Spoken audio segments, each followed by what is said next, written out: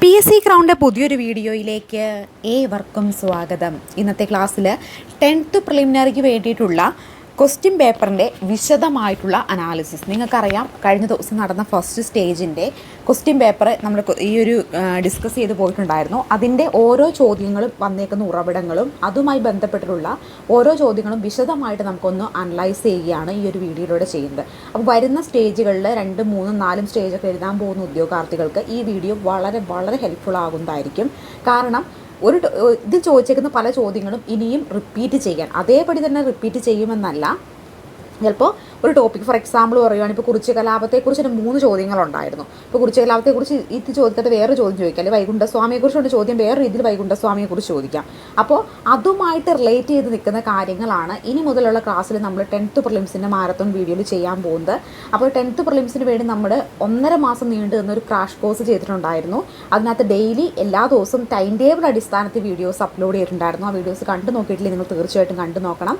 അതുപോലെ 10th പ്രിലിംസിന് വേണ്ടി നമ്മൾ ക്വസ്റ്റ്യൻ ബാങ്ക് സെറ്റും പ്രൊവൈഡ് ചെയ്തിരുന്നു. ആ ക്വസ്റ്റ്യൻ ബാങ്ക് സെറ്റിൽ ധാരാളം ചോദ്യങ്ങൾ ഫസ്റ്റ് സ്റ്റേജിൽ ഇതിൽ ചോദിച്ചിട്ടുണ്ടായിരുന്നു. അതുകൂടാതെ നമ്മൾ തിരഞ്ഞെടുത്ത കുറച്ച് ചോദ്യപേപ്പറുകൾ പ്രത്യേകം കുട്ടികൾക്ക് പഠിക്കാൻ കൊടുത്തിരുന്നു PDF ആയിട്ട്. അതിൽ നിന്നും ചോദ്യങ്ങളുണ്ടായിരുന്നു. അപ്പോൾ ഈ പറയുന്ന PDF ഏതെങ്കിലും ഒന്ന് 10th പ്രിലിംസിന് പ്രിപ്പയർ ചെയ്യുന്ന ഉദ്യോഗാർത്ഥികൾക്ക് ആർക്കെങ്കിലും വേണമെന്നുണ്ടെങ്കിൽ സ്ക്രീനിലോ ഡിസ്ക്രിപ്ഷൻ ബോക്സിലോ നമ്പറിൽ മെസ്സേജ് ചെയ്താൽ മതി കേട്ടോ, വാട്സപ്പിൽ മെസ്സേജ് ചെയ്താൽ മതി.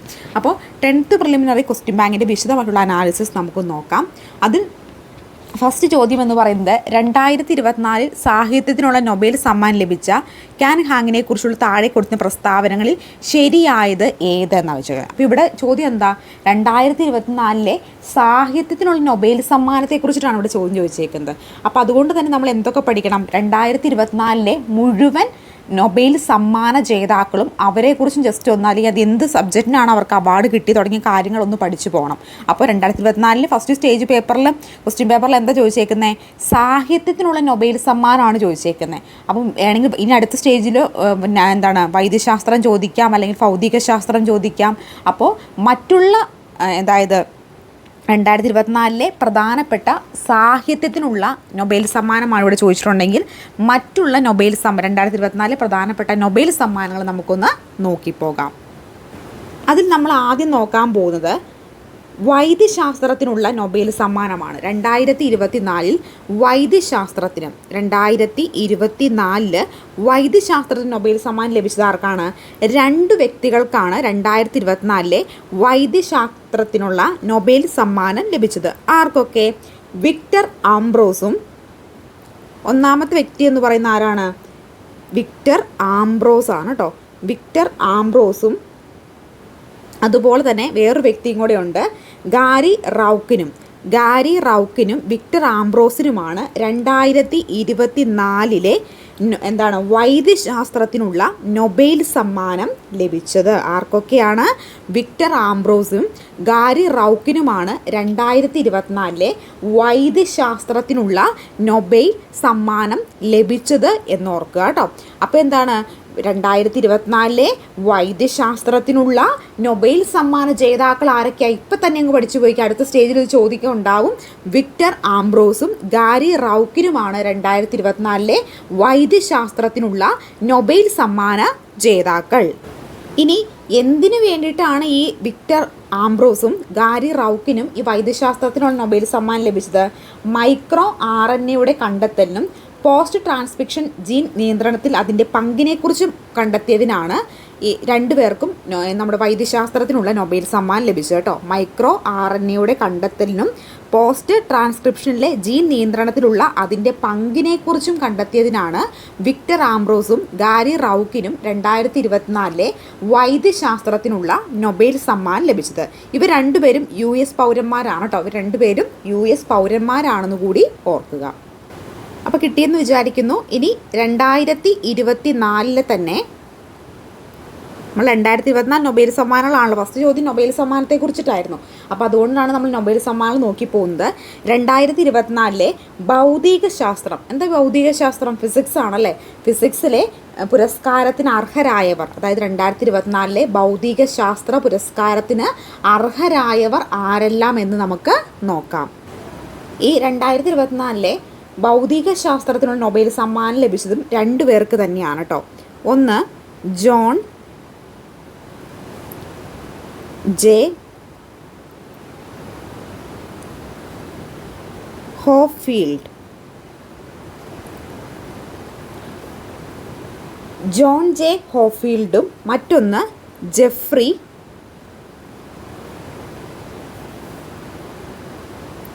E Hinton. Geoffrey E Hindon.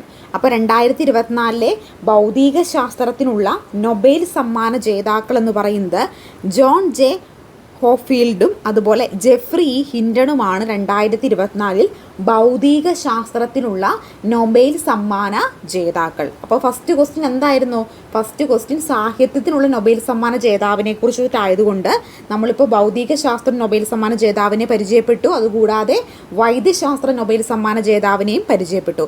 വൈദ്യശാസ്ത്ര നൊബേൽ സമ്മാന ജേതാക്കൾ നമ്മൾ പറഞ്ഞു. ഇപ്പോൾ നമ്മൾ പറഞ്ഞതാണ് ഭൗതിക ശാസ്ത്രമാണ് ജോൺ ജെ ഹോഫീൽഡും അതുപോലെ ജെഫ്രി ഇ ഹിൻഡണുമാണ് 2024 ഭൗതിക ശാസ്ത്രത്തിനുള്ള നൊബേൽ സമ്മാനത്തിന് അർഹരായവർ. ഇനി എന്തിനു വേണ്ടിയിട്ടാണ് അല്ലെങ്കിൽ ഇവർ എന്ത് കണ്ടുപിടുത്തത്തിനാണ് ഇവർക്ക് നൊബേൽ സമ്മാനം ലഭിച്ചിട്ടുള്ളത്? മെഷീൻ ലേണിംഗ് സാധ്യമാക്കാനുള്ള കണ്ടെത്തലുകൾക്കാണ് ഇവർക്ക് ഈ ഒരു സമ്മാനം അല്ലെങ്കിൽ ഈ ഒരു അവാർഡ് ലഭിച്ചിട്ടുള്ളത് കേട്ടോ. മെഷീൻ ലേണിംഗ് സാധ്യമാക്കാനുള്ള കണ്ടെത്തലുകൾക്കാണ് 2024 ഭൗതിക ശാസ്ത്ര പുരസ്കാരത്തിൽ US ഭൗതിക ശാസ്ത്രജ്ഞരായിട്ടുള്ള ഈ രണ്ട് വ്യക്തികളും US പൗരന്മാരാണ് കേട്ടോ. ഭൗതിക ശാസ്ത്രജ്ഞന്മാരായ ജോൺ ജെ ഹോഫീൽഡിനും അതുപോലെ തന്നെ ബ്രിട്ടീഷ് കനേഡിയൻ കമ്പ്യൂട്ടർ സയൻറ്റിസ്റ്റ് ആയിട്ടുള്ള ജെഫ്രി ഹെറിൻറ്റനും ഈ ഒരു അവാർഡ് ലഭിച്ചിട്ടുള്ളത്. അപ്പോൾ ബ്രിട്ടീഷ് കനേഡിയൻ കമ്പ്യൂട്ടർ സയൻറ്റിസ്റ്റാണ് ആര്? ജെഫ്രി ഇ ഹെൻഡൺ എന്ന് പറയുന്നത് കേട്ടോ. അപ്പോൾ ഇത്രയൊന്ന് കൃത്യമായിട്ട് നിങ്ങൾ ഓർത്തിരിക്കുക. ഇനി അടുത്തത് നമുക്ക് നോക്കാം 2024 രസതന്ത്രത്തിനുള്ള നൊബേൽ സമ്മാന ജേതാക്കൾ 2024. അപ്പോൾ നമ്മൾ ആദ്യം നോക്കി, അത് നമ്മൾ വൈദ്യശാസ്ത്രം നോക്കി, പിന്നെ ഭൗതിക ശാസ്ത്രം നോക്കി, ഇത് നമ്മൾ രസതന്ത്രമാണ് നോക്കുന്നത്. രസതന്ത്രം എന്താ? കെമിസ്ട്രി ആണല്ലോ രസതന്ത്രം എന്ന് പറയുന്നത്. 2024 രസതന്ത്രത്തിനുള്ള നൊബേൽ സമ്മാന ജേതാക്കളെയാണ് നമ്മളിനി പരിചയപ്പെടാൻ പോകുന്നത്. ഇതിൽ 3 പേർക്കാണ് 2024 രസതന്ത്രത്തിന് നൊബേൽ സമ്മാനം ലഭിച്ചിട്ടുള്ളത്. ഇനി അത് ആരെല്ലാമാണ് നമുക്കൊന്ന് പരിചയപ്പെടാം. അപ്പോൾ ആർക്കൊക്കെയാണ് 2024 രസതന്ത്രത്തിനുള്ള നൊബേൽ സമ്മാന ജേതാക്കൾ എന്ന് പറയുന്നത്? 3 പേരാണ് കേട്ടോ. ഫസ്റ്റ് വൺ ഡേവിഡ് ആണ്. David Baker. Next one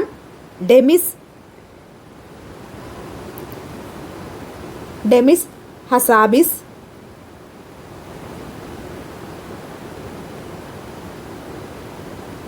and third one John M jumper.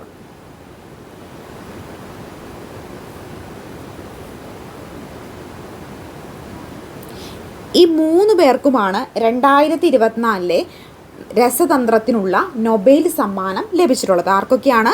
David Baker, Demis Hassabis, John M Jumper. ഇവർക്ക് 3മാണ് 2024 രസതന്ത്രത്തിനുള്ള നൊബേൽ സമ്മാന ജേതാക്കൾ. ഇനി 3 പേർക്ക് എന്തിൻ്റെ ഗവേഷണത്തിൻ്റെ പേരിലാണ് ഇവർക്ക് നൊബേൽ സമ്മാനം ലഭിച്ചിട്ടുള്ളത്? കമ്പ്യൂട്ടേഷൻ പ്രോട്ടീൻ ഡിസൈനുമായി ബന്ധപ്പെട്ട ഗവേഷണങ്ങൾക്കാണ് ഈ 3 പേർക്കും ഈ ഒരു പുരസ്കാരം ലഭിച്ചിട്ടുള്ളത്. അപ്പോൾ കമ്പ്യൂട്ടേഷൻ പ്രോട്ടീൻ ഡിസൈനുമായി ബന്ധപ്പെട്ടിട്ടുള്ള ഗവേഷണങ്ങൾക്കാണ് രസതന്ത്രത്തിന് ഡേവിഡ് ബക്കറിനും ഡെമിസ് ഹസാബീസിനും ജോൺ എം ജംബറിനും രസതന്ത്രത്തിനുള്ള നൊബേൽ സമ്മാനം 2024 ലഭിച്ചത്. ഇനി നമ്മൾ അടുത്ത് നോക്കാൻ പോകുന്നത് 2024 സമാധാനത്തിനുള്ള നൊബേൽ സമ്മാനമാണ്. അപ്പോൾ ഭൗതിക ശാസ്ത്രം, അതുപോലെ തന്നെ രസതന്ത്രം, പിന്നെ നമ്മൾ എന്ത് നോക്കി? വൈദ്യശാസ്ത്രം നോക്കി. നമ്മൾ നോക്കാൻ പോകുന്നതിനുള്ളത് സമാധാനത്തിനുള്ള നൊബേൽ സമ്മാനമാണ്. 2024 സമാധാനത്തിനുള്ള നൊബേൽ സമ്മാന ജേതാക്കൾ ആരെല്ലാം എന്ന് നമുക്കൊന്ന് പരിചയപ്പെടാം. അപ്പോൾ 2024 സമാധാനത്തിനുള്ള നൊബേൽ സമ്മാന ജേതാവ് എന്ന് പറയുന്ന വ്യക്തിയല്ല, ഒരു സംഘടനയാണ് കേട്ടോ. ജപ്പാനിലുള്ള ഒരു സംഘടനയാണ്. ആ സംഘടനയുടെ പേരാണ് നിഹോൺ ഹിൻഡൻകോ എന്ന് പറയുന്ന സംഘടനയ്ക്കാണ് ഈ ഒരു അവാർഡ്, അതായത് സമാധാനത്തിനുള്ള നൊബേൽ സമ്മാനം ലഭിച്ചിട്ടുള്ളത്. ആർക്കാണ്? നിഹോൺ ഹിൻഡൻകോ. ജപ്പാനിലുള്ള ഒരു സംഘടനയാണ് കേട്ടോ ഇത്. അപ്പോൾ 2024 സമാധാനത്തിനുള്ള നൊബേൽ പുരസ്കാരം ലഭിച്ചത് ജപ്പാനിലുള്ള ഒരു സംഘടനയ്ക്കാണ്. സംഘടനയുടെ പേരാണ് നിഹോൺ ഹിൻഡൻകോ എന്ന് പറയുന്നത്. ഇനി എന്തിനാണ് ഇവർക്ക് ഈ ഒരു അവാർഡ് ലഭിച്ചതെന്ന് നമുക്ക് നോക്കാം. അപ്പോൾ ഈ സംഘടനയ്ക്ക് എന്തിൻ്റെ പേരിലാണ് നൊബേൽ സമ്മാനം ലഭിച്ചിട്ടുള്ളതെന്ന് ചോദിച്ചിട്ടുണ്ടെങ്കിൽ, ആണവായുധങ്ങൾ ഇല്ലാത്ത ഒരു ലോകം കൈവരിക്കാനുള്ള ശ്രമങ്ങൾക്കും ആണവായുധങ്ങൾ ഇനി ഒരിക്കലും ഉപയോഗിക്കരുതെന്ന സാക്ഷ്യമൊഴികളുടെയും തെളിയിച്ചതിനുമാണ് 2024 ഈ ഒരു സംഘടനയ്ക്ക്, ജപ്പാനിലെ നിഹോൺ ഹിൻഡാങ്കോ എന്ന് പറയുന്ന സംഘടനയ്ക്ക് നമ്മുടെ നൊബേൽ സമ്മാനം ലഭിച്ചിട്ടുള്ളത്. സമാധാനത്തിനുള്ള നൊബേൽ സമ്മാനം ലഭിച്ചു. എന്ത് കാരണത്തിനാണ്? ആണവായുധങ്ങൾ ഇല്ലാത്ത ഒരു ലോകം കൈവരിക്കാനുള്ള ശ്രമങ്ങൾക്കും ആണവായുധങ്ങൾ ഇനി ഒരിക്കലും ഉപയോഗിക്കരുതെന്ന സാക്ഷിമൊഴികളുടെയും തെളിയിച്ചതിനുമാണ് ഇവർക്ക് ഈ ഒരു നൊബേൽ സമ്മാന പുരസ്കാരം സമാധാനത്തിനുള്ള ഈ ഒരു സംഘടനയ്ക്ക് ലഭിച്ചിട്ടുള്ളത്. ഇനി നമുക്ക് അടുത്തത് നോക്കാം. അടുത്ത് നമ്മൾ നോക്കാൻ പോകുന്നത് എന്താണ്? ഓക്കെ, ഇനി നമ്മൾ ഇന്നത്തെ ചോദ്യം, അതായത് ഫസ്റ്റ് സ്റ്റേജിൽ നടന്ന പരീക്ഷയുടെ ചോദ്യം എന്തായിരുന്നു? 2024 സാഹിത്യത്തിനുള്ള നൊബേൽ പുരസ്കാരവുമായി ബന്ധപ്പെട്ടതാണ്. 2024 സാഹിത്യത്തിനുള്ള പുരസ്കാരം ആർക്കാണ് ലഭിച്ചത്?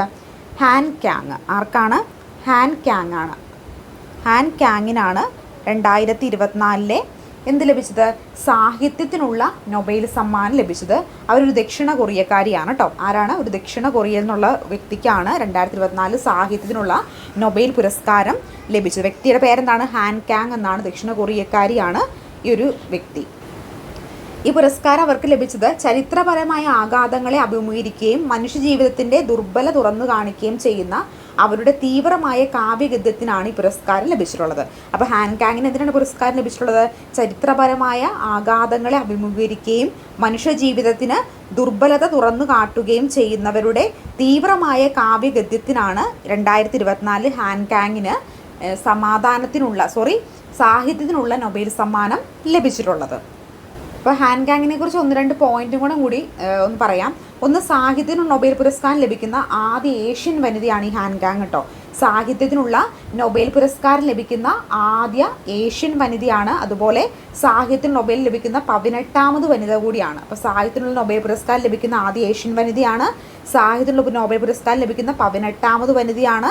നൊബേൽ പുരസ്കാരം ലഭിക്കുന്ന 2ാമത് ദക്ഷിണ കൊറിയൻ വ്യക്തി കൂടിയാണ് കേട്ടോ. സമാധാനത്തിനുള്ള നൊബേൽ പുരസ്കാരം ലഭിക്കുന്ന നൊബേൽ പുരസ്കാരം ലഭിക്കുന്ന 2ാമത്തെ ദക്ഷിണ കൊറിയൻ വ്യക്തി കൂടിയാണ് ഈ ഹാൻ ക്യാങ് എന്ന് പറയുന്ന വ്യക്തി. ഇനി നമ്മൾ അടുത്തത് നോക്കാൻ പോകുന്നത് 2024 സാമ്പത്തിക ശാസ്ത്ര നൊബേൽ പുരസ്കാരത്തെക്കുറിച്ചിട്ടാണ്. 2024 സാമ്പത്തിക ശാസ്ത്രത്തിലെ നൊബേൽ സമ്മാന ജേതാവിനെ കുറിച്ചിട്ടാണ് നമ്മളിനി നോക്കാൻ പോകുന്നത്. അതിൽ ആരൊക്കെയാണ്? 3 പേർക്കാണ് 2024 സാമ്പത്തിക ശാസ്ത്രത്തിനുള്ള നൊബേൽ പുരസ്കാരം ലഭിച്ചിട്ടുള്ളത്. ഫസ്റ്റ് വൺ ഡാരനാണ്. ആരാണ്? ഡാരൻ അസമൊഗ്ല എന്ന് പറയുന്ന വ്യക്തിക്കാണ് ഒന്നാമത്തെ വ്യക്തി. അതായത് ഈ ഒരു സാമ്പത്തിക ശാസ്ത്രത്തിനുള്ള നൊബേൽ സമ്മാനം ലഭിച്ച ആദ്യത്തെ വ്യക്തി ഡാരൻ അസമൊഗ്ല എന്ന് പറയുന്ന വ്യക്തിയാണ്. മറ്റൊന്ന് സൈമൺ ജോൺസൺ ആണ്. Simon Johnson.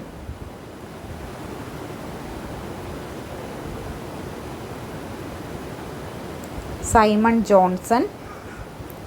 And third one James Robinson.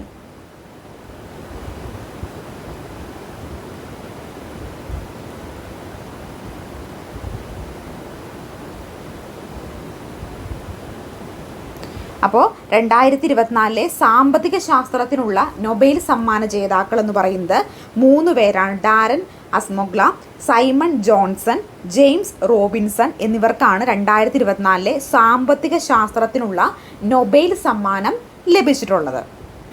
ഇനി ഇവർക്ക് ഏത് അടിസ്ഥാനത്തിലാണ് സാമ്പത്തിക ശാസ്ത്രത്തിന് നൊബേൽ സമ്മാനം 3 പേർക്ക് ലഭിച്ചിട്ടുള്ളതെന്ന് ചോദിച്ചിട്ടുണ്ടെങ്കിൽ, സാമൂഹിക സ്ഥാപനങ്ങളുടെ രൂപപ്പെടലും അഭിവൃദ്ധിയും സംബന്ധിച്ച പഠനങ്ങൾക്കാണ് ഇത്തവണത്തെ നൊബേൽ സമ്മാനം ഇവർക്ക് ലഭിച്ചിട്ടുള്ളത് കേട്ടോ. സാമൂഹ്യ സ്ഥാപനങ്ങളുടെ രൂപപ്പെടലിനും അഭിവൃദ്ധിയും സംബന്ധിച്ച പഠനങ്ങൾക്കാണ് ഇവർക്ക് 3 പേർക്കും 2024 സാമ്പത്തിക ശാസ്ത്രത്തിനുള്ള നൊബേൽ സമ്മാനം ലഭിച്ചിട്ടുള്ളത്. അപ്പോൾ നമ്മൾ 2024 ഒരു ചോദ്യവുമായി ബന്ധപ്പെട്ട കുറച്ച് കാര്യങ്ങളാണ് ഇവിടെ നോക്കിയത്. 2024 ഓക്കെ. അപ്പോൾ നമ്മൾ ഈ ഇന്നലെ നടന്ന പരീക്ഷയുടെ 10th പ്രിലിംസിൻ്റെ ഫസ്റ്റ് സ്റ്റേജ് പരീക്ഷയുടെ ഫസ്റ്റ് ചോദ്യം, അതായത് ക്വസ്റ്റ്യൻ പേപ്പർ ഡീകോഡ് പ്രകാരമുള്ള ആദ്യത്തെ ചോദ്യമായിരുന്നു 2024 സാഹിത്യത്തിനുള്ള നൊബേൽ സമ്മാനം ലഭിച്ച ഹാൻ ക്യാങ്ങിനെ കുറിച്ചുള്ള താഴെ കൊടുത്തിരുന്ന പ്രസ്താവനയിൽ ശരിയായിട്ടുള്ളത് ഏതെന്നൊരു ചോദ്യമായിരുന്നു.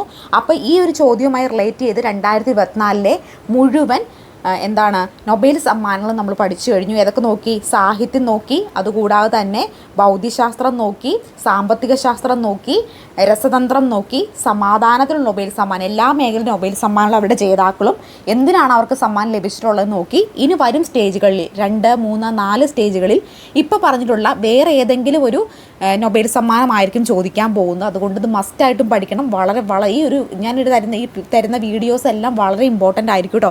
ഒന്നുപോലും മിസ് ചെയ്യാതെ പഠിക്കണം. അപ്പോൾ 2000 നൊബേൽ സമ്മാനം ലഭിച്ച കാൻഹാങ്ങിനെ കുറിച്ചുള്ള താഴെ കൊടുക്കുന്ന പ്രസ്താവന ശരിയായത് ഏതാ? എല്ലാ പ്രസ്താവനയും ഇതിൽ ശരി തന്നെയാണ് കേട്ടോ. എല്ലാ പ്രസ്താവനയും ശരി തന്നെയാണ്. അപ്പോൾ ഫസ്റ്റ് ക്വസ്റ്റ്യൻ നമ്മൾ അനലൈസ് ചെയ്ത് കഴിഞ്ഞു. 2024 മുഴുവൻ നൊബേൽ സമ്മാനങ്ങളും നമ്മൾ പഠിച്ചു കഴിഞ്ഞു. അപ്പം നമുക്കിനി അടുത്ത ചോദ്യത്തിലേക്ക് പോകാം. അപ്പോൾ നമുക്ക് രണ്ടാമത്തെ ചോദ്യം പരിചയപ്പെട്ടാലോ? രണ്ടാമത്തെ ചോദ്യം എന്ന് പറയുന്നത് താഴെ പറയുന്നവയിൽ ശരിയായ ജോഡി കണ്ടെത്തുക. അത് ക്വസ്റ്റ്യൻ പേപ്പർ ഡി പ്രകാരമാണ് കേട്ടോ ഞാൻ ഈ ചോദ്യങ്ങളൊക്കെ പറയും. താഴെ പറയുന്നവയിൽ ശരിയായിട്ടുള്ള ജോഡി കണ്ടെത്താണ് പറഞ്ഞേക്കുന്നത്. 1885 ഇന്ത്യൻ നാഷണൽ കോൺഗ്രസ് സ്ഥാപിച്ചു. പ്രസ്താവന ശരിയാണോ? പ്രസ്താവന ശരി തന്നെയാണ്. 1907 സൂറത്ത് സമ്മേളനത്തിൽ കോൺഗ്രസ് പിളർപ്പ് ശരിയാണോ? അതും ശരി തന്നെയാണ്. 1934 ഗാന്ധിജി കോൺഗ്രസ് പ്രസിഡന്റായി ശരിയാണോ? തെറ്റാണല്ലേ. 1929 ഇന്ത്യൻ നാഷണൽ കോൺഗ്രസിൻ്റെ ലാഹോർ സമ്മേളനം ശരിയാണോ? പ്രസ്താവന ശരി തന്നെയാണ് കേട്ടോ. അപ്പോൾ ഇതിൽ എന്താണ് തെറ്റായിട്ട് വരുന്നത്?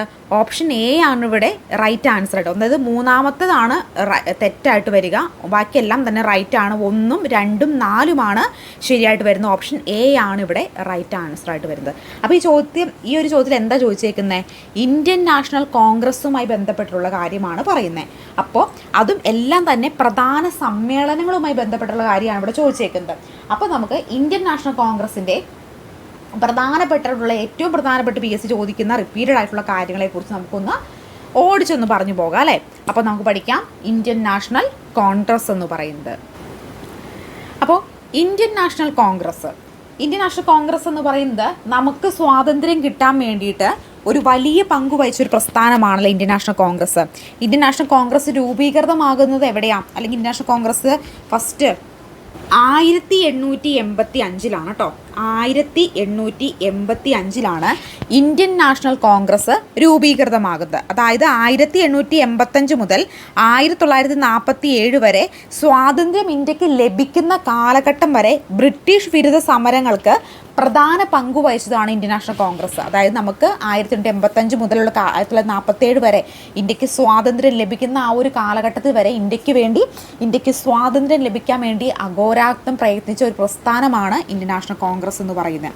അപ്പോൾ ഇന്ത്യക്ക് സ്വാതന്ത്ര്യം ലഭിച്ചതിൽ വളരെ വലിയ പങ്ക് വഹിക്കുന്ന പ്രസ്ഥാനം കൂടിയാണ് ഇന്ത്യൻ നാഷണൽ കോൺഗ്രസ്.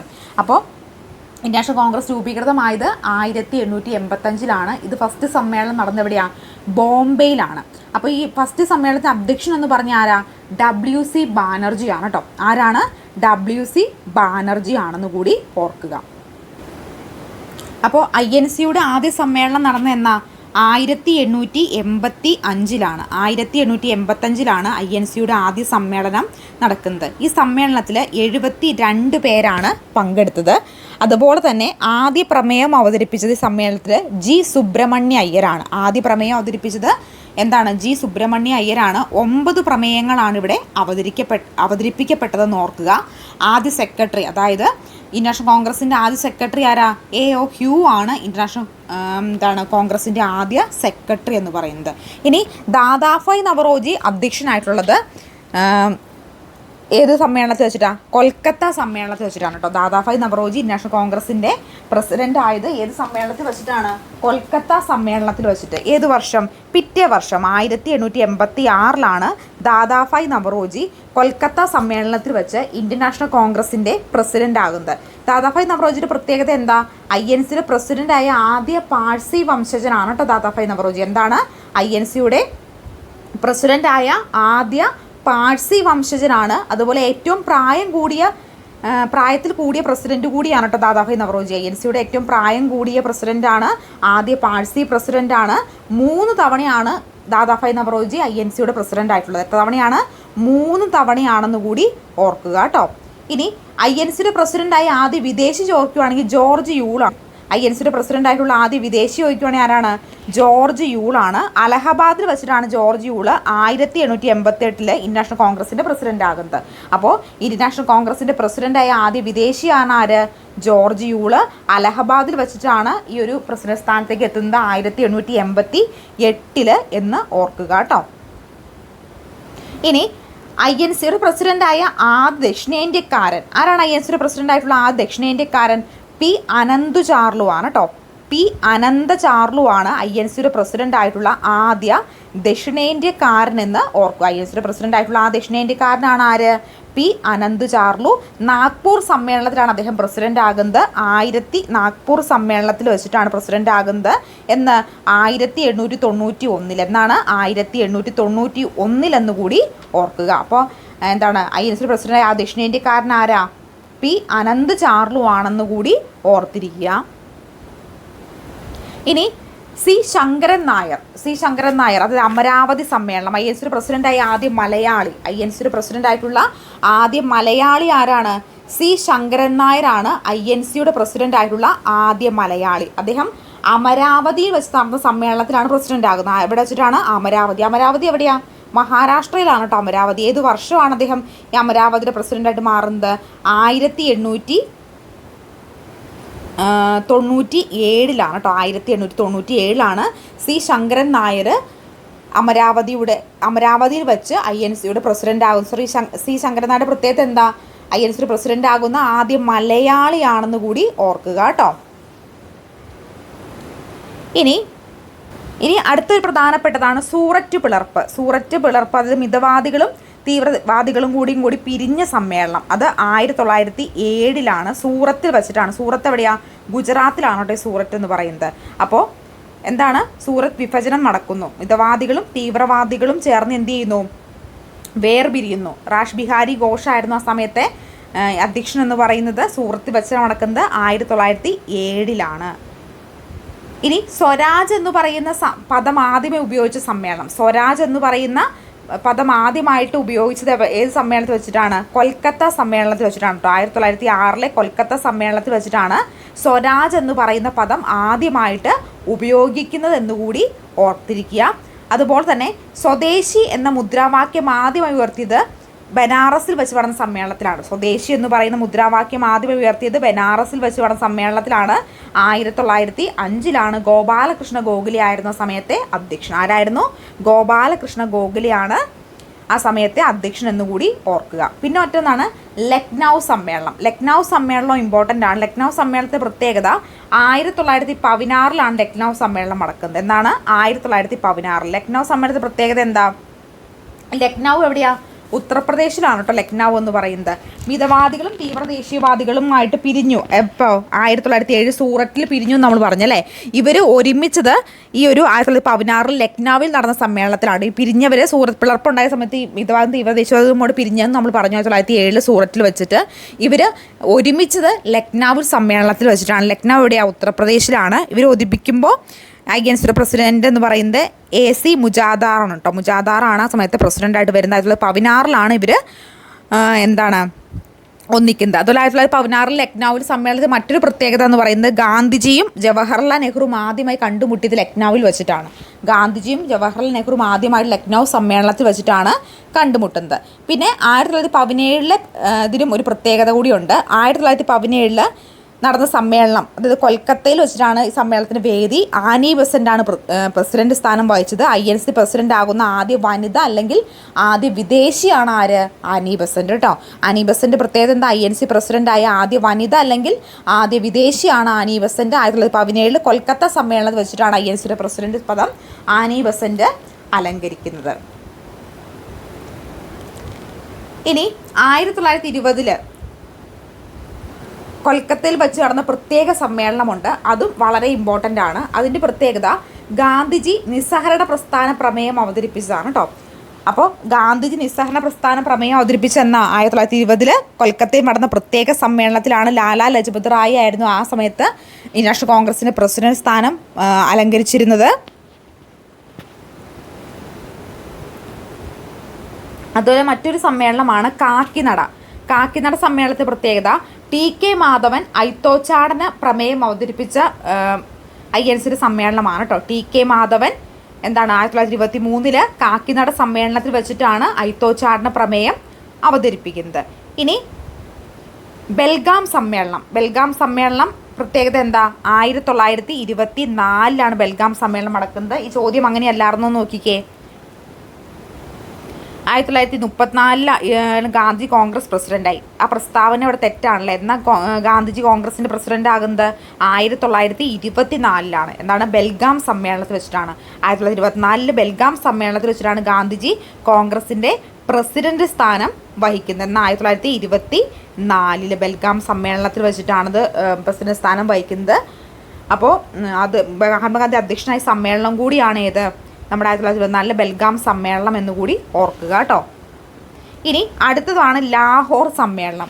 നമ്മൾ ഈ ഒരു PSC പ്രത്യേകതയിൽ ഇൻ്റർനാഷണൽ കോൺഗ്രസിനെ കുറിച്ച് ചോദിച്ചിട്ടുള്ള ഒരു 100 ചോദ്യം ഇൻ്റർനാഷണൽ കോൺഗ്രസിനെ കുറിച്ച് PSC പ്രീവിയസ് ഇയർ എടുത്ത് നിങ്ങൾ നോക്കിയിട്ടുണ്ടെങ്കിൽ അതിൽ ഒരു 70 അല്ലെങ്കിൽ പോട്ടെ ഒരു 60 ചോദ്യങ്ങളും ഈ ഇൻ്റർനാഷണൽ കോൺഗ്രസിൻ്റെ ലാഹോർ സമ്മേളനത്തെക്കുറിച്ചാണ് ചോദിച്ചേക്കുന്നത്. ഇൻ്റർനാഷണൽ കോൺഗ്രസിൻ്റെ ചരിത്രത്തിലെ ഏറ്റവും പ്രധാനപ്പെട്ട സമ്മേളനം 1929 ലാഹോർ സമ്മേളനമാണ്. അതുകൊണ്ട് തന്നെ ആ ലാഹോർ സമ്മേളനത്തിനോട് PSCക്ക് എന്തോ വല്ലാത്തൊരു ഇഷ്ടമുണ്ട്. എപ്പോഴും ലാഹോർ സമ്മേളനത്തെക്കുറിച്ച് ചോദിക്കാറുണ്ട് കേട്ടോ. ലാഹോർ സമ്മേളനം നടന്നത് 1900 ഈ ചോദ്യപേപ്പറിലും ചോദിച്ചിട്ടുണ്ട് ആ ചോദ്യം. നോക്കിക്കേ കണ്ടോ, 1929 ഇൻ്റർനാഷണൽ കോൺഗ്രസിൻ്റെ ലാഹോർ സമ്മേളനം നടന്നു. പ്രസ്താവന ശരിയാണ് തെറ്റാണ്? പ്രസ്താവന ശരി തന്നെയാണ്. 1929 ലാഹോർ സമ്മേളനം വളരെ ഇമ്പോർട്ടൻ്റ് ആണ്. UP സ്കൂൾ അസിസ്റ്റൻറ്റ് പരീക്ഷയ്ക്കും ചോദിച്ചത് ലാഹോർ സമ്മേളനത്തെക്കുറിച്ചിട്ടായിരുന്നു. അപ്പോൾ ലാഹോർ സമ്മേളനത്തിൻ്റെ പ്രത്യേകത എന്താ? 1929 ലാഹോർ സമ്മേളനം നടക്കുന്നത്. ലാഹോർ എവിടെയാണ്? പാകിസ്ഥാനിലാണ് കേട്ടോ ലാഹോർ സ്ഥിതി ചെയ്യുന്നത്. ലാഹോർ സമ്മേളനത്തെ അധ്യക്ഷൻ പ്രസിഡന്റ് സ്ഥാന പദവിയിലിരുന്നത് ജവഹർലാൽ നെഹ്റു ആണ്. പൂർണ്ണ സ്വരാജ് പ്രഖ്യാപനം നടന്നു. ലാഹോർ സമ്മേളനത്തിൽ പ്രത്യേകതകളാണ് പറയുന്നത് കേട്ടോ. പൂർണ്ണ സ്വരാജ് പ്രഖ്യാപനം നടന്നു. ജവഹർലാൽ നെഹ്റു പ്രസിഡൻ്റായ ആദ്യ സമ്മേളനം നിയമലംഘന പ്രസ്ഥാനം ആരംഭിക്കാൻ തീരുമാനിച്ചു. പൂർണ്ണ സ്വരാജ് പ്രഖ്യാപനം നടന്നു. ജവഹർലാൽ നെഹ്റു പ്രസിഡൻ്റായ ആദ്യ സമ്മേളനം. അതുകൂടാതെ തന്നെ 1929 ഡിസംബർ 31 ജവഹർലാൽ നെഹ്റു ഇന്ത്യൻ പതാക ഉയർത്തി. അപ്പോൾ 1929 ഡിസംബർ 31 എന്ത് ചെയ്തു? ജവഹർലാൽ നെഹ്റു ഇന്ത്യൻ പതാക ഉയർത്തി. പൂർണ്ണ സ്വരാജ് പ്രഖ്യാപനം നടത്തിയ 1930 ജനുവരി 26 സ്വാതന്ത്ര്യദിനമായി ആഘോഷിക്കാൻ തീരുമാനിച്ചു. പൂർണ്ണ സ്വരാജ് പ്രഖ്യാപനം നടത്തിയ 1930 ജനുവരി 26 സ്വാതന്ത്ര്യ ദിനമായിട്ട് ആഘോഷിക്കാൻ തീരുമാനിച്ചു. 1929 ഡിസംബർ 31 ജവഹർലാൽ നെഹ്റു ഇന്ത്യൻ പതാക ഉയർത്തി. അതുകൂടാതെ ഏറ്റവും പ്രത്യേകതയുണ്ട്. പൂർണ്ണ സ്വരാജ് പ്രഖ്യാപനം നടന്നു. ജവഹർലാൽ നെഹ്റു പ്രസിഡൻ്റായ ആദ്യ സമ്മേളനമാണ്. നിയമലംഘന പ്രസ്ഥാനം ആരംഭിക്കാൻ തീരുമാനിച്ചു. ഇതൊക്കെ എപ്പോഴാണ് നടന്നേ? 1929 ലാഹോർ സമ്മേളനത്തിൽ വെച്ചിട്ടാണ് ഈ പറയുന്ന കാര്യങ്ങളെല്ലാം തന്നെ നടന്നിട്ടുള്ളത് കേട്ടോ. ഇനി മറ്റ് പ്രധാനപ്പെട്ടിട്ടുള്ള ഇൻ്റർനാഷണൽ കോൺഗ്രസിൻ്റെ ക്വിറ്റ് ഇന്ത്യ സമരം പ്രമേയം പാസ്സായിരിക്കപ്പെട്ടത് മൗലാന അബ്ദുൽ കലാം ആസാദ് ഇൻ്റർനാഷണൽ കോൺഗ്രസിൻ്റെ പ്രസിഡൻ്റ് ആയിരുന്ന സമയത്ത് 1942 എന്ത് സംഭവിക്കുന്നത്? ക്വിറ്റ് ഇന്ത്യ പ്രമേയം പാസ്സാക്കപ്പെടുന്നത് കേട്ടോ. അതുപോലെ 1946 മീററ്റ് സമ്മേളനം. 1946 മീററ്റ് JB കൃപാലിനെയാണ് അധ്യക്ഷ സ്ഥാനം വഹിച്ചിരുന്നത്. ഇന്ത്യക്ക് സ്വാതന്ത്ര്യം ലഭിക്കുമ്പോൾ INC പ്രസിഡന്റ്. ഇന്ത്യക്ക് സ്വാതന്ത്ര്യം ലഭിക്കുമ്പോൾ INCയുടെ പ്രസിഡൻ്റാണ് ആര്? നമ്മുടെ JB കൃപാലിനി എന്ന് പറയുന്നത്. മീററ്റിലാണ് ഈ ഒരു സമരം ഈ ഒരു വേദി നടന്നിട്ടുള്ളത്. അതായത് ഇൻ്റർനാഷണൽ കോൺഗ്രസിൻ്റെ സമ്മേളനം 1946 കേട്ടോ. ഇനി ഏറ്റവും കൂടുതൽ കാലം പ്രസിഡൻ്റ് ആയിട്ടുള്ളത് ഇൻ്റർനാഷണൽ കോൺഗ്രസിൻ്റെ ഏറ്റവും കൂടുതൽ കാലം പ്രസിഡൻ്റ് ആയിട്ടുള്ളത് സോണിയാഗാന്ധിയാണ് കേട്ടോ. സോണിയാഗാന്ധിയാണെന്ന് കൂടി ഓർക്കുക. അപ്പോൾ ഇത്രയും കാര്യങ്ങൾ നിങ്ങൾ എന്തിനെക്കുറിച്ച് അറിഞ്ഞിരിക്കണം? ഇൻ്റർനാഷണൽ കോൺഗ്രസിൻ്റെ പ്രധാനപ്പെട്ട സമ്മേളനങ്ങളും വർഷങ്ങളും വ്യക്തികളുമാണ് നമ്മളിപ്പോൾ നോക്കിപ്പോയത്. അപ്പോൾ ഇത്രയും കാര്യങ്ങളെങ്കിലും നിങ്ങൾ മിനിമം ഇൻ്റർനാഷണൽ കോൺഗ്രസിനെ കുറിച്ച് അറിഞ്ഞിരിക്കണം. അപ്പോൾ നമുക്ക് മൂന്നാമത്തെ ചോദ്യം നോക്കിയാലോ. സ്വാതന്ത്ര്യ സമരകാലത്ത് മലബാറിൽ പ്രസിദ്ധീകരിച്ച അൽ അമീൻ പത്രവുമായി ബന്ധപ്പെട്ട് താഴെ കൊടുത്തിരുന്ന പ്രസ്താവനകളിൽ ശരിയായിട്ടുള്ളത് ഏത് എന്നാണ് ചോദിച്ചേക്കുന്നത്. 4 പ്രസ്താവന കൊടുത്തിട്ടുണ്ട്. ഇതിൽ ഏതൊക്കെയാണ് ശരിയായിട്ടുള്ളത്? മുഹമ്മദ് അബ്ദുറഹിമാൻ സാഹിബിൻ്റെ നേതൃത്വത്തിലാണ് ആരംഭിച്ചത്. ശരിയാണ്. 1924 ഒക്ടോബർ 12 ആരംഭിച്ചത്. ശരി തന്നെയാണ്. 1939 ബ്രിട്ടീഷ് സർക്കാർ പത്രം നിരോധിച്ചു. ശരിയാണോ? അതും ശരി തന്നെയാണ്. പത്രത്തിൻ്റെ ഓഫീസ് സ്ഥിതി ചെയ്യുന്നത് താനൂരിലായിരുന്നു. പ്രസ്താവന തെറ്റാണ്. അപ്പോൾ 1, 2, 3 ശരിയായതുകൊണ്ട് ഓപ്ഷൻ A ആണ് റൈറ്റ് ആൻസർ ആയിട്ട് വരിക. അപ്പോൾ ഇവിടെ കൊടുത്തേക്കുന്നത് അൽ അമീൻ പത്രവുമായി ബന്ധപ്പെട്ട പ്രസ്താവനയാണ്. അപ്പോൾ അൽ അമീൻ പത്രവുമായി ബന്ധപ്പെട്ടത് മുഹമ്മദ് അബ്ദുറഹിമാൻ സാഹിബിനെ കുറിച്ചിട്ടാണ് ഈ ഒരു ചോദ്യം പ്രധാനമായിട്ടും വിരൽ ചൂണ്ടുന്നത്. അപ്പോൾ നമുക്ക് മുഹമ്മദ് അബ്ദുറഹിമാൻ സാഹിബിനെ കുറിച്ചിട്ട് ഒന്ന് നോക്കിപ്പോകാം. അപ്പോൾ മുഹമ്മദ് അബ്ദുറഹിമാൻ സാഹിബ്, അപ്പോൾ എന്തൊക്കെയാണ് അദ്ദേഹത്തിൻ്റെ പ്രത്യേകത? കേരളത്തിലെ സുഭാഷ് ചന്ദ്രബോസ്, കേരളത്തിൻ്റെ വീരപുത്രൻ എന്നിങ്ങനെ അറിയപ്പെട്ട വ്യക്തിയാണ് ആര്? നമ്മുടെ മുഹമ്മദ് അബ്ദുറഹിമാൻ എന്ന് പറയും. മുഹമ്മദ് അബ്ദുറഹിമാനെ വിവരണം എന്തൊക്കെയാണ്? കേരള സുഭാഷ് ചന്ദ്രബോസ്, കേരളത്തിൻ്റെ സുഭാഷ് ചന്ദ്രബോസ് എന്നറിയപ്പെട്ടു. കേരളത്തിലെ വീരപുത്രൻ എന്നും അറിയപ്പെടുന്ന വ്യക്തിയാണ് ആര്? മുഹമ്മദ് അബ്ദുറഹിമാൻ. 1898 കൊടുങ്ങല്ലൂരിലാണ് അദ്ദേഹം ജനിക്കുന്നത്. എവിടെയാണ്? 1898 കൊടുങ്ങല്ലൂരിലാണ് മുഹമ്മദ് അബ്ദുറഹിമാൻ സാഹിബ് റഹ്മാൻ ജനിക്കുന്നത്. സുഭാഷ് ചന്ദ്രബോസ് സ്ഥാപിച്ച ഫോർവേഡ് ബ്ലോക്ക് എന്നീ പാർട്ടി പ്രവർത്തിച്ചിട്ടുണ്ട് അദ്ദേഹം. സുഭാഷ് ചന്ദ്രബോസ് സ്ഥാപിച്ച ഫോർവേഡ് ബ്ലോക്ക് എന്ന് പറയുന്ന പാർട്ടിയിൽ അദ്ദേഹം പ്രവർത്തിച്ചിട്ടുണ്ട്. അപ്പോൾ സുഭാഷ് ചന്ദ്രബോസ് കേരളത്തിലെ വീരപുത്രൻ എന്നൊക്കെ അറിയപ്പെടുന്ന വ്യക്തിയാണ്. സുഭാഷ് ചന്ദ്രബോസ് സ്ഥാപിച്ച ഫോർവേഡ് ബ്ലോക്ക് എന്ന പാർട്ടിയിൽ മുഹമ്മദ് അബ്ദുറഹിമാൻ പ്രവർത്തിച്ചിട്ടുണ്ട്. 1898 കൊടുങ്ങല്ലൂരിലാണ് അദ്ദേഹം ജനിച്ചിട്ടുള്ളത്. അദ്ദേഹം 1921 ഒറ്റപ്പാലത്ത് വെച്ച് നടന്ന ഖിലാഫത്ത് കോൺഗ്രസ് സമ്മേളനത്തിൽ പങ്കെടുത്ത് ദേശീയ പ്രസ്ഥാനത്തിന്റെ ഭാഗമാകുകയുണ്ടായി. അപ്പോൾ 1921 ഒറ്റപ്പാലത്ത് നടന്ന ഖിലാഫത്ത് കോൺഗ്രസ് സമ്മേളനത്തിൽ പങ്കെടുത്ത് ദേശീയ പ്രസ്ഥാനത്തിന്റെ ഭാഗമായി തീരുകയുണ്ടായി.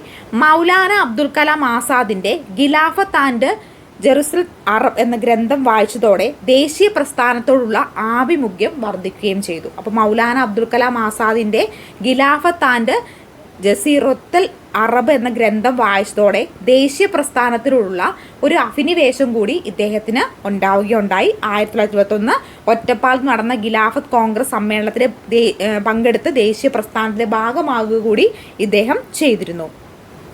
1921 കലാപത്തിൽ പട്ടാള നിയമം ലംഘിച്ചു എന്നാൽ കാരണത്താൽ അറസ്റ്റിലാവപ്പെടുകയുണ്ടായി. അപ്പോൾ 1921 അദ്ദേഹം എന്ത് ചെയ്തു?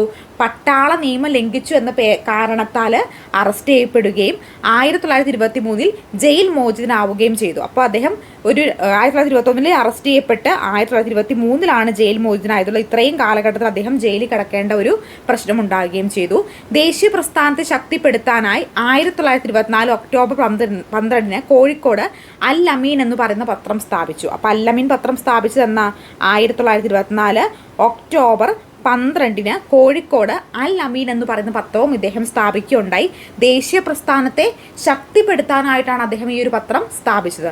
അപ്പോൾ 1921 കലാപത്തിലെ പട്ടാള നിയമം ലംഘിച്ചു എന്നാൽ കാരണത്താൽ അറസ്റ്റിലായ മുഹമ്മദ് അബ്ദുറഹിമാൻ 1923 ജയിൽ മോചിതനാവുകയുണ്ടായി.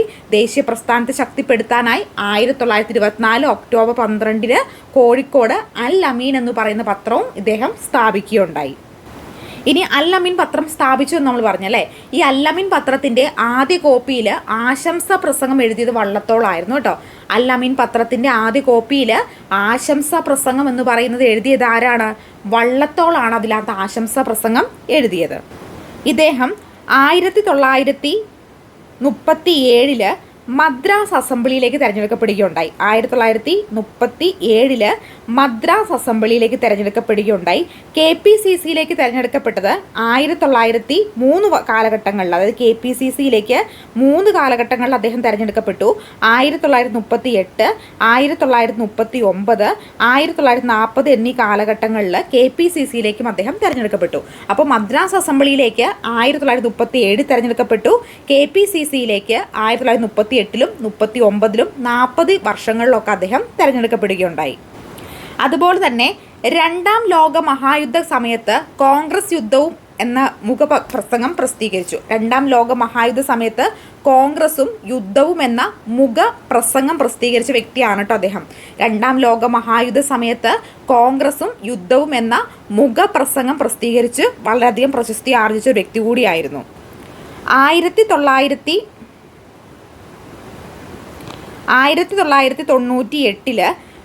ഇദ്ദേഹത്തിൻ്റെ ബഹുമതികളുടെയൊക്കെ സൂചനാർത്ഥം ഇന്ത്യൻ തപാൽ സ്റ്റാമ്പ് പുറത്തിറക്കിയുണ്ടായി. 1998 ഇദ്ദേഹത്തിനോട് ആദര സൂചകമായിട്ട് ഇന്ത്യൻ തപാൽ വകുപ്പ് സ്റ്റാമ്പ് പുറത്തിറക്കിയിട്ടുണ്ടായിരുന്നു.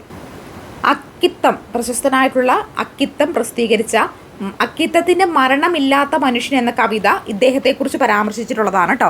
അക്കിത്തത്തിൻ്റെ മരണമില്ലാത്ത മനുഷ്യൻ എന്ന് പറയുന്ന കവിത ഇദ്ദേഹത്തെക്കുറിച്ചിട്ട്, അബ്ദുറഹിമാനെ കുറിച്ചിട്ട് പ്രസിദ്ധീകരിച്ചിട്ടുള്ള ഒരു കൃതിയാണ്. മുഹമ്മദ് അബ്ദുറഹിമാനെ കുറിച്ചിട്ട് അറിഞ്ഞിരിക്കേണ്ടത് കേട്ടോ. അപ്പോൾ അടുത്ത ചോദ്യം നമുക്ക് നോക്കാം. 4ാമത്തെ ചോദ്യം, താഴെ കൊടുത്തിരിക്കുന്നവയിൽ തെറ്റായ ജോഡി കണ്ടെത്താനാണ് പറഞ്ഞേക്കുന്നത്. എഴുത്തച്ഛൻ പുരസ്കാരം NS മാധവൻ ശരിയാണോ? അത് 2014 പുരസ്കാരമാണ് കേട്ടോ. NS മാധവൻ വയലാർ അവാർഡ് അശോകൻ ചെരുവിൽ, ശരിയാണ്. കേരള ജ്യോതി പുരസ്കാരം KM സാനു, ശരിയാണ്. ഓടക്കുഴൽ അവാർഡ് D വിനയചന്ദ്രൻ, തെറ്റാണ്. അപ്പോൾ ഇവിടെ തെറ്റായ ജോഡി എന്ന് പറയുന്നത് D ആണ്. അതുകൊണ്ട് തന്നെ ഓപ്ഷൻ 4 ഇവിടെ തെറ്റായിട്ട് വരിക കേട്ടോ. അപ്പോൾ ഇത് 2024 സാഹിത്യ പുരസ്കാരങ്ങളാണ് ഇവിടെ കൊടുത്തിട്ടുള്ളത്. അപ്പോൾ അതുകൊണ്ട് തന്നെ നമുക്ക് എന്ത് പഠിക്കാം? 2024 പ്രധാനപ്പെട്ട സാഹിത്യ പുരസ്കാരങ്ങളാണ് ഇനിയത്തെ വീഡിയോയിൽ നമ്മൾ നോക്കാൻ പോകുന്നത്. അപ്പോൾ നമുക്ക് നോക്കിയാലോ. എഴുത്തച്ഛൻ പുരസ്കാരം 2024 ആർക്കാണ് എഴുത്തച്ഛൻ പുരസ്കാരം ലഭിച്ചത്? ചോദിച്ചു തന്നെ അതിൻ്റെ ഉത്തരം ഉണ്ടായിരുന്നല്ലേ. 2024 എഴുത്തച്ഛൻ പുരസ്കാര ജേതാവ് എന്ന് പറയുന്നത് NS മാധവനാണ് കേട്ടോ. 32ാമത് എഴുത്തച്ഛൻ പുരസ്കാരമാണിപ്പോൾ NS മാധവന് ലഭിച്ചിട്ടുള്ളത്. NS മാധവന് ലഭിച്ചിട്ടുള്ള 32ാം എഴുത്തച്ഛൻ പുരസ്കാരമാണെന്ന് ഓർക്കുക. അപ്പോൾ 2024 എഴുത്തച്ഛൻ പുരസ്കാര ജേതാവ് ആരാണ്? NS മാധവനാണ് എന്ന് ഓർത്തിരിക്കുക കേട്ടോ.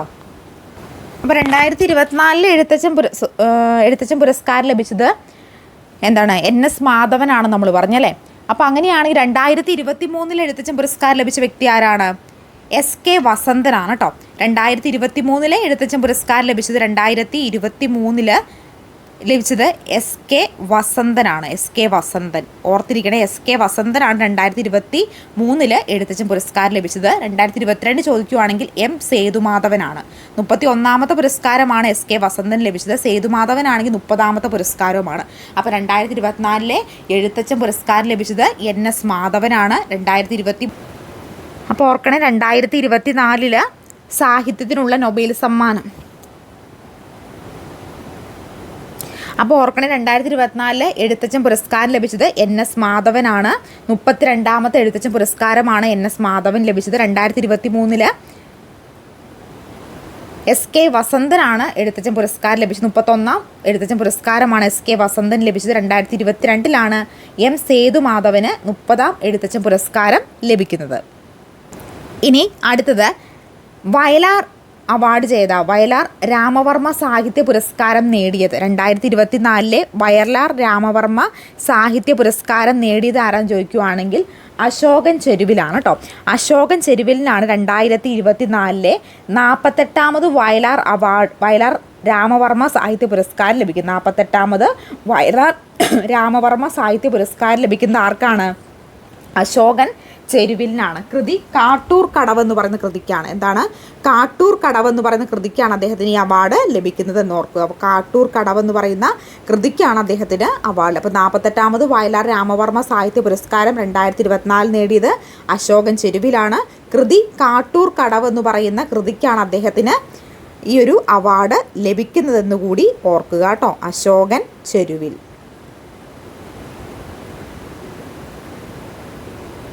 കൃതിയുടെ പേരെന്താണ്? കാട്ടൂർ കടവ്.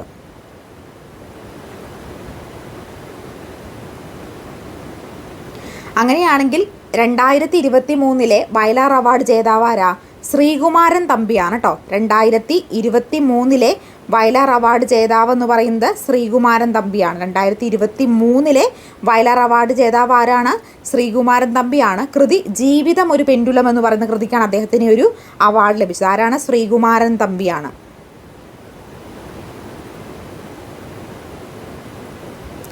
ജീവിതം ഒരു പെൻഡുലം എന്ന കൃതിക്കാണ് 2023 വയലാർ അവാർഡ് ശ്രീകുമാരൻ തമ്പിക്ക് ലഭിക്കുന്നത്. 2022 ലഭിച്ചത് S ഹരീഷിനാണ്. 2021 ബെന്യാമിനാണ് കേട്ടോ. 2022 വയലാർ അവാർഡ് ജേതാവ് ആരാണ്?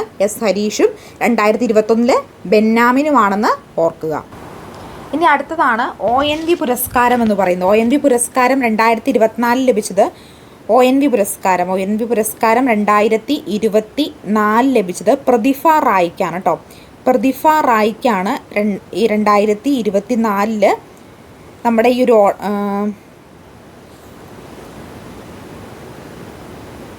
അടുത്തത് ONV സാഹിത്യ പുരസ്കാരമാണ്. 2024 ONV സാഹിത്യ പുരസ്കാരം ലഭിച്ചത് പ്രതിഭ റായിക്കാണ്. 2024 ONV സാഹിത്യ പുരസ്കാരം ലഭിച്ചത്.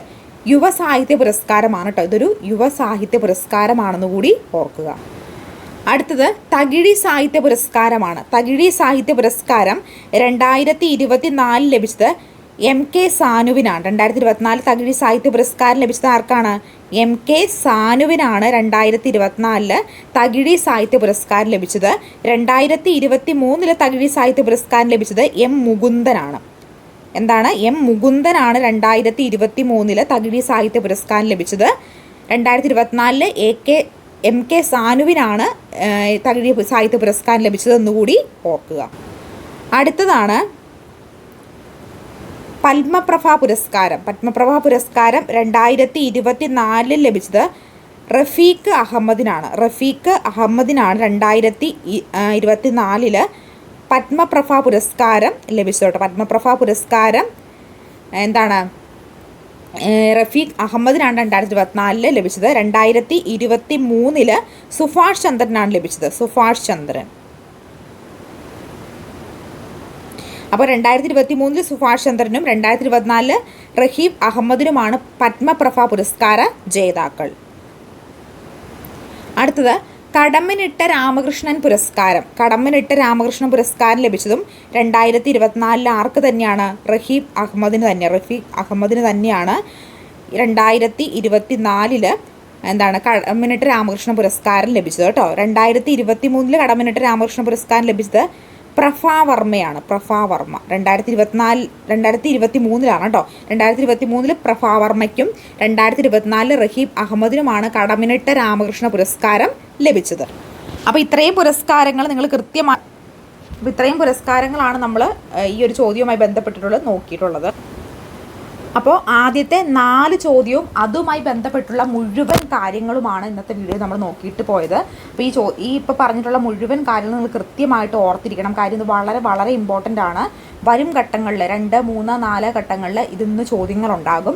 മറ്റുള്ള അത് 5, 6, 7 ബാക്കിയുള്ള ചോദ്യങ്ങളെല്ലാം അടുത്ത ക്ലാസ്സിൽ നമ്മൾ ഡിസ്കസ് ചെയ്ത് പോകുന്നതായിരിക്കും. ഇപ്പോൾ തന്നെ വീഡിയോ അത്യാവശ്യം ലെങ്ത് ആയിട്ടുണ്ട്. അപ്പോൾ നിങ്ങൾക്ക് ബോറടിക്കും. അപ്പോൾ ബോറടി ഇല്ലാണ്ടാക്കാൻ അടുത്ത വീഡിയോ ക്ലാസ്സിൽ ഞാൻ ബാക്കി പറയാം. അപ്പോൾ ആർക്കെങ്കിലും ഇതിന് കണ്ടിന്യൂസ് ആയിട്ടുള്ള വീഡിയോ വേണമെന്നുണ്ടെങ്കിൽ കമൻറ്റ് ചെയ്താൽ മതി. നിങ്ങൾക്ക് ഉപകാരപ്പെടുന്നുണ്ടെങ്കിൽ കമൻറ്റ് ചെയ്യാൻ മറക്കരുത്. അപ്പോൾ 10th പ്രിലിംസിൽ നമ്മൾ കൊടുത്ത ക്വസ്റ്റ്യൻ ബാങ്കിൽ നിന്ന് ധാരാളം ചോദ്യങ്ങളുണ്ടായിരുന്നു. അപ്പോൾ ആർക്കെങ്കിലും ആ ഒരു ക്വസ്റ്റ്യൻ ബാങ്ക് വേണമെങ്കിൽ സ്ക്രീനിലോ ഡിസ്ക്രിപ്ഷൻ ബോക്സിലെ നമ്പറിൽ മെസ്സേജ് ചെയ്താൽ മതിയാകും കേട്ടോ. താങ്ക്